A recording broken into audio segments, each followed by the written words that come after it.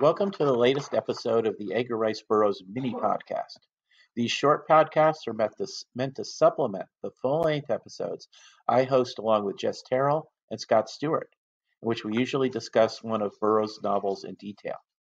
My name is Tim DeForest. I'm the author of several books on subjects like old-time radio, pulp magazines, and newspaper comic strips.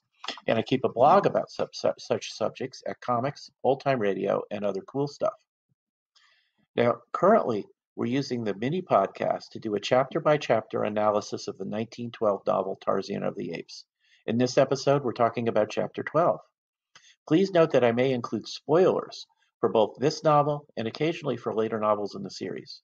Also, I'd recommend that you take a few minutes to reread the chapter we're talking about today, as I'll be assuming you're familiar with it as I discuss it. Chapter 12 is titled Man's Reason, and we do indeed see Tarzan's human intelligence really begin to set him apart from the apes. By the end of the chapter, Tarzan is done with the apes. The narrator mentions that had Kala, the one being Tarzan had ever loved, had she still been alive, he would have stuck with the apes for her sake. But he grows more and more aware of his humanity, and as the books he reads open him up to new ideas, he finds he has nothing in common with the other apes. To quote from the novel, quote, "As he had grown older, he found that he had grown away from his people. Their interests and his were far removed. They had not kept pace with him, nor could they understand aught of the many strange and wonderful dreams that passed through the active brain of their human king.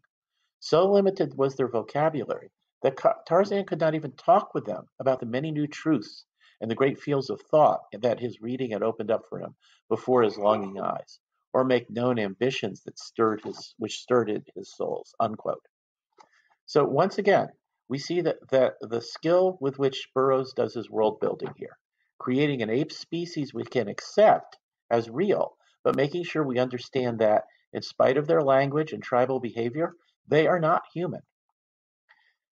It is during this chapter, by the way, that events of the later flashback novel titled Tarzan of the Jungle Tales of Tarzan takes place. In that novel, he has a lot of interaction with the natives that are glossed over here.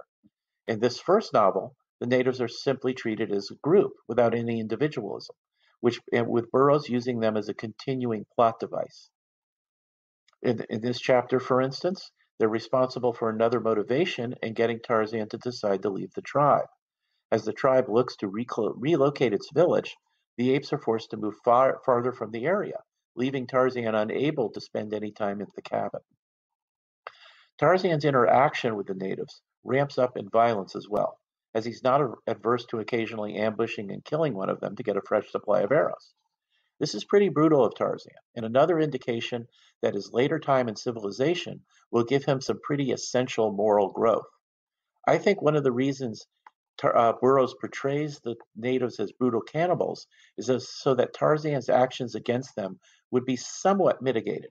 But once again, we can compare this Tarzan to the older and wiser Tarzan that Burroughs portrays him in later novels, who is quite capable of killing an enemy, should it be necessary, and not bat an eye afterwards, but would not kill simply to loot the corpse.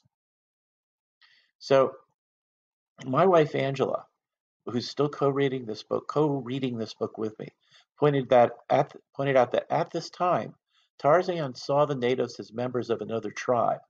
According to his lifelong training with the apes, anyone not in his tribe was an enemy and was thus fair game. It's this point that allows us to see Tarzan's perspective, but still realize he needs to better learn human standards of right and wrong.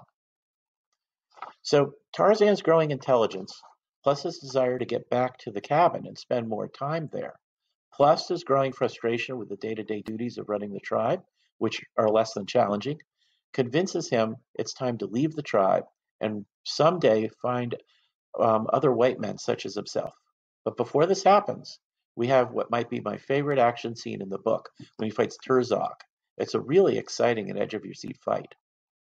Burroughs stresses that Tarzan's defeat of Tarzan and his decision to allow Tarzan to live all grow from the man's increasing ability to reason things out. His discovery of the full Nelson wrestling hold and his thoughts that he shouldn't deprive the tribe of a strong male both show that he can think things through far more deeply than any of the apes ever could.